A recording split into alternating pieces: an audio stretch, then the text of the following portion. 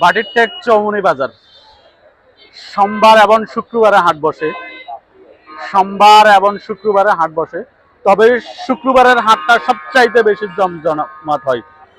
সাপ্তাহিক বন্ধ থাকায় এই বাজারে নোয়াখালীর বিভিন্ন অঞ্চল থেকে, বিশেষ করে শহর থেকে প্রচুর ক্রেতা বিক্রেতারা আসে। একেবারে শুক্রবারের হাটটা সবচাইতে বেশি জমজমাট হয়।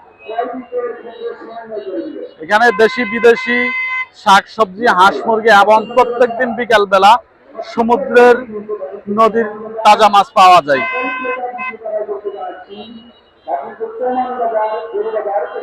আপনাদেরকে ঘুরে ঘুরে দেখা দিচ্ছি। এটা হচ্ছে সবজি হাট।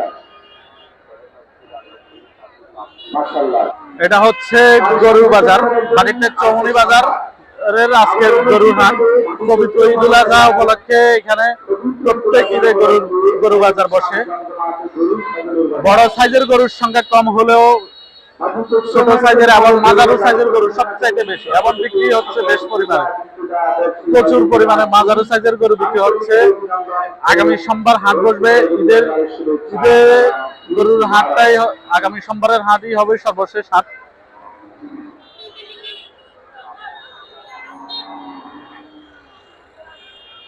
একেবারে পুরাটা দেখাচ্ছি।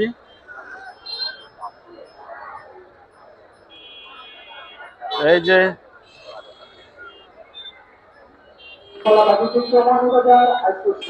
একেবারে